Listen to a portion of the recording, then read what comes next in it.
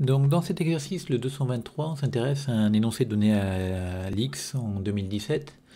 Donc bien sûr, le fait que ce soit donné à l'X, ça risque de faire peur à un certain nombre d'entre vous. Mais il faut au moins s'intéresser à la première question et à un point particulier, la deuxième question,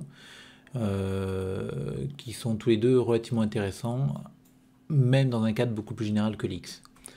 Donc ici, on prend un n plus grand que 2, on s'intéresse à un automorphisme de n de c. Donc déjà, le fait que ce soit un automorphisme est important, parce qu'il s'agit d'un endomorphisme bijectif, et on verra que la bijectivité est utile à plusieurs endroits.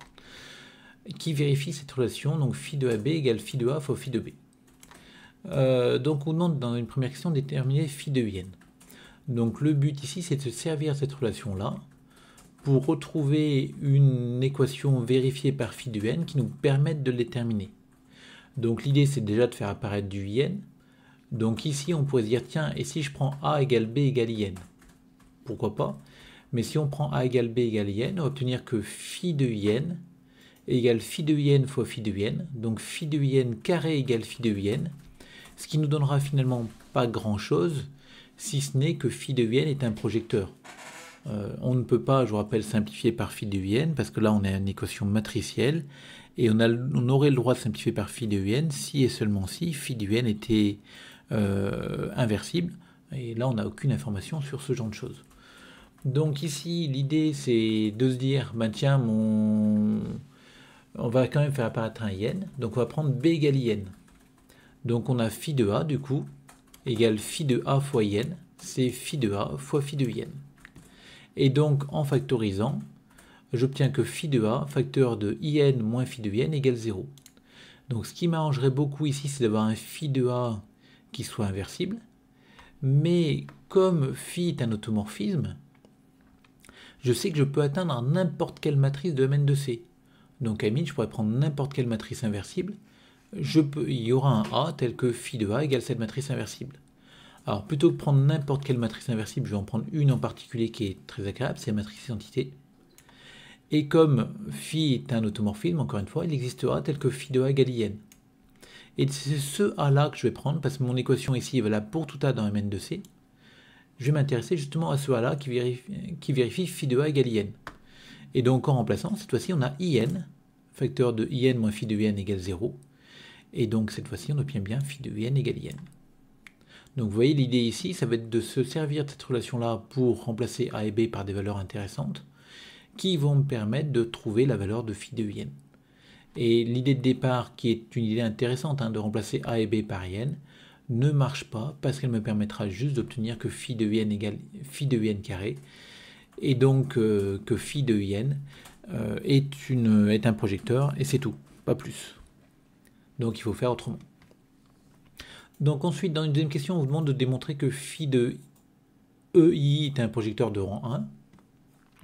Donc déjà, la propriété intéressante que j'aimerais que tout le monde comprenne dans ces EII, c'est cette propriété-là, qui est une propriété classique de ces matrices-là. Quand on calcule EI fois EKL, donc là pour ça, il faut poser le calcul pour le vérifier, et ben, ça fait delta JK EIL. Alors delta JK, ici, c'est le symbole de Kronecker, qui vaudra 0 si J est différent de K et 1 si J égale K. Et vous allez voir, si vous posez le calcul, que pour que ce produit-là vaille autre chose que 0, il faudra que le J qui est là corresponde au K qui est là.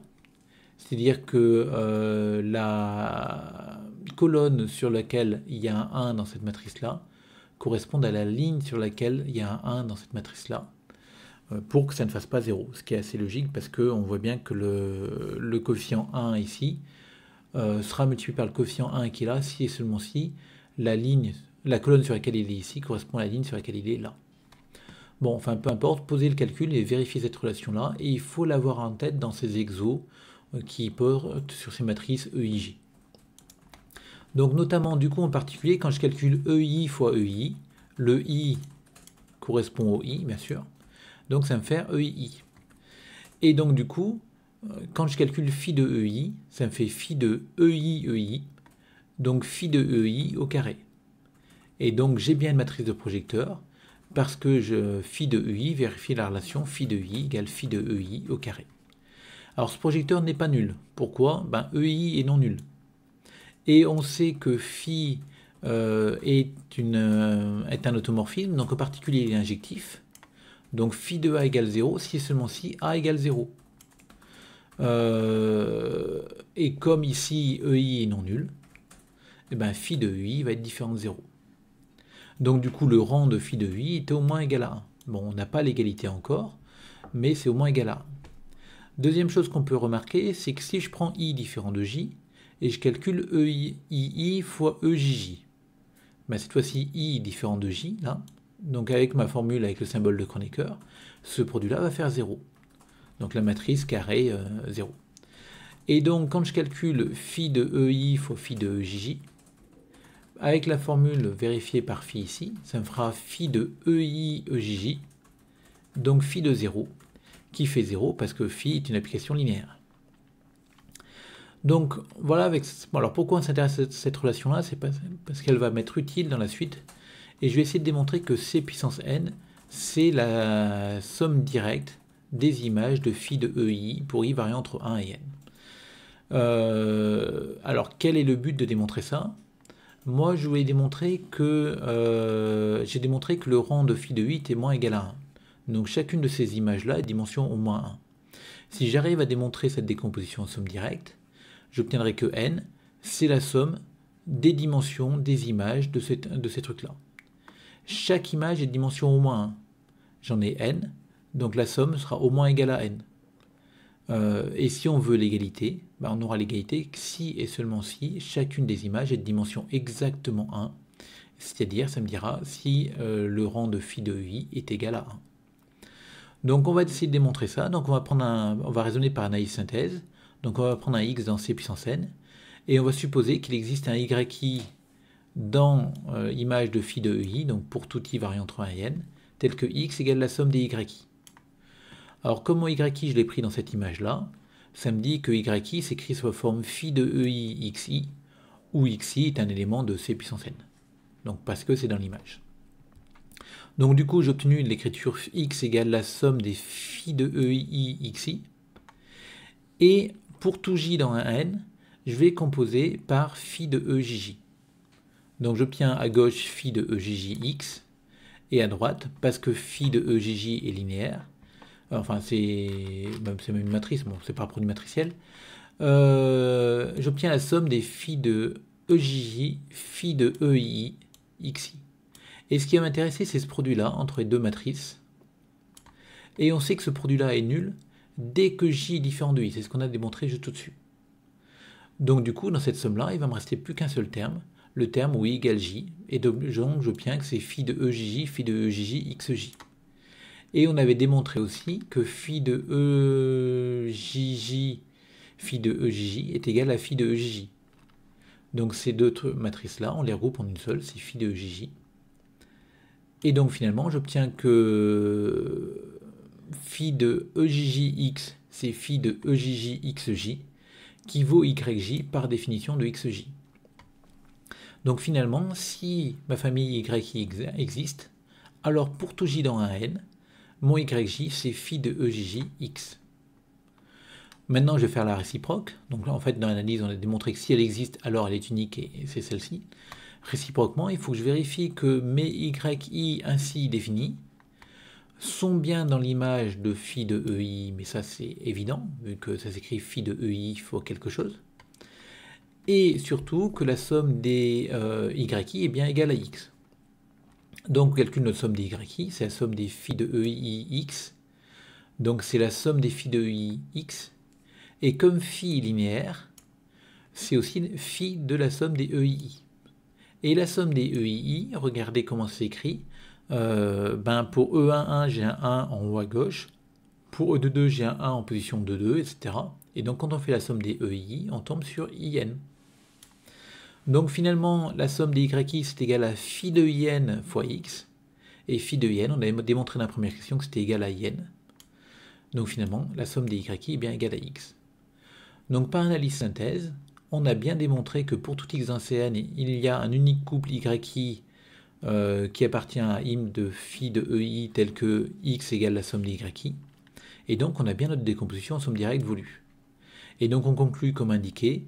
Donc la somme des dimensions, c'est égal à n, mais chaque dimension est au moins égale à 1, donc la seule possibilité pour avoir l'égalité ici, c'est que chaque dimension est égale à 1. Et donc on obtient bien comme ça que phi de i est un projecteur, donc on l'a obtenu dans le premier point, de rang 1. Bon, dernière question maintenant, on prend un UI dans cette image-là, donc privé de 0, et on vous demande de démontrer que c'est une base de Cn. Donc en fait, l'idée ici, ça va être encore une fois d'utiliser les propriétés des matrices EI, et on se rend compte que EI1, c'est EI1 fois EI. Regardez le produit qu'on fait là, encore une fois, le I qui est là est égal au I qui est là. Donc d'après la formule qu'on a donnée ici, EII fois EI1, ça va être delta II fois EI1, donc ça va être EI1. Donc on obtient bien EI1 ici, et donc en appliquant la formule vérifiée par phi, on obtient phi de EI fois phi de EI1 égale phi de EI1. En particulier, l'image de phi de EI1, c'est égal à l'image de ce produit matrice-là, et cette image-là est incluse dans l'image de phi de EI.